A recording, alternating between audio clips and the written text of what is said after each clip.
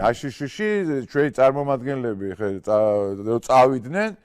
წარმოიდგინე გუშინ უყურებდი ამას და ხალხი წერს უხარიადო წარმატებები საქართველოს და თქვენ წარმოიდგინეთ ხა მინდა განახოთ კომენტარები რა ამასთან დაკავშირებით რა აი ორი კომენტარი მინდა განახოთ რა ერთი მე ვნახე შევედი რა ვინ არიან რა ეს და ერთი არის დარბაისელი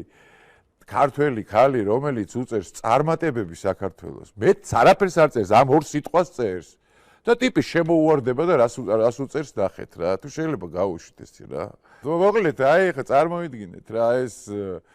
ადამიანების ხელისუფლების პარლამენტის წარმომადგენლები დიპლომატები ჩავიდნენ ამერიკაში და რაღაც უნდა დაესწრონ კონგრესში ქაქვთ შეხვედრები და შემდეგ მაგრამ ნუ წარმოიდგინეთ ხა ჩვეულებრივ კომენტარებს წაგიკითხავთ საერთოდ რა მოცემულობაა სოციალურ ქსელებში და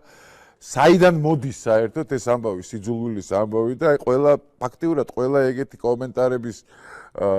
ქვემოთ ხო აი პირდაპირ იგრძნობა რომ აკაცუკებიდან მოდის ეგ ამბავი რა სიძულვილის დათესვა აი წარმოიდგინეთ რა ადამიანი წერს ჩვეულებრივი ნორმალური ქალბატონი რომ სხვათა შორის ნახე მაგის გვერდით სპეციალურად მაინტერესებდა რა ბოტზე იყო ლაპარაკი წარმატებები საქართველოს აი წარმოიდგინეთ მეტი არაფერი არ დაუწერია რა რომ ადამიანს უნდა რომ ამერიკაში რომ ვიზიტის დროს წარმატებები კონდეს საქართველოს და რაღაც ეხლა ნახე ტიპი შემოუკვდა ვიღაც აკაცუკი ვიღაც ვინმე ნათია ნოზაძე წერა არ იცის ჯერ წარმოიდგინეთ რა წერს ბოტო ეუნება სიტყვა წარმატების გარდა ფომ ფერი იცით ბოტებმა მარიამ ლაშხი დუბს ღეითს ებრძვის სა რუსეთის ირანისა და ჩინეთჯს გარდა ყელა დიფს თეითუა ოცნებისთვის რა უნდა ამერიკაში თქვენი კობახიძე სატირალში იმათღან ერთად იჯდა გუდინ რომ ამერიკელებმა გააქრეს ციტა იფუქრეთ რა წარმატებები აი ჩემი გადავირები აი აღა აი რა უნდა ვთქვა გამაგებინეთ ქალმა დაწერა რომ წარმატებები საქართველოსო და ტიპი შემოვარდა აი ზუსტად როგორ ასახავს აკაცუკურ ბუნებას რა აი არ ვიცი ან წერა ისწავლე ან გამოთქმა ისწავლე ან რაღაცა მორიდებულად აელაპარაკე უფროს ხო რაღაცა შეზედიდი ქალია და არაფერი შეურაცხყოფა არავისთვის არ მიუყენებია არა წარმატებები საქართველოსო თქვა დიფთუა და რაღაცებს წერა აი ამით შეიძლება ადამიანის მიხვდეს ყველაფერს საერთოდ ვისთან აქვს საქმე რა ხალხთან გვაქვს საქმე რა ჯერი იქ პოლიციელს რო აგინებდა რა და დიქტატურა როა და მკვლელების მთავრობა როა თურმე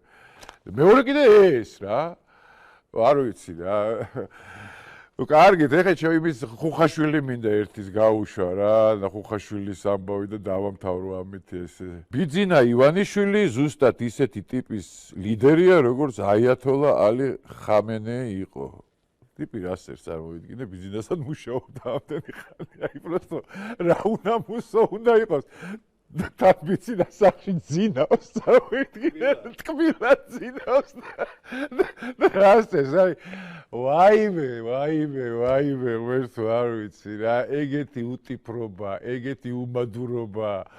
აღ თვითონ რო აღარ არის, აი შიგნით საქმეში და აღარ იცის რა ქნა, საიდან აიათოლა არისო, ბიჭო, აიათოლა არისო, გადავირიე რა.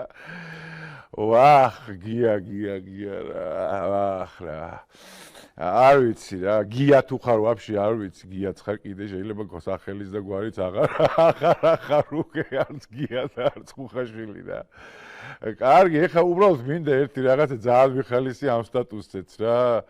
ერთი ოღონდ რა თქმა უნდა ეხლა ეს უფრო ირანის და იმის ამბებს ეხებათ, მაგრამ ერთი სტატუსი შეხვდა ესეთი და თუ შეიძლება გავუშვით რა.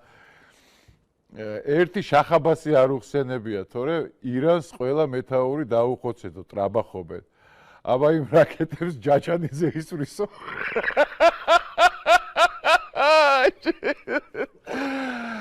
ვაიმე,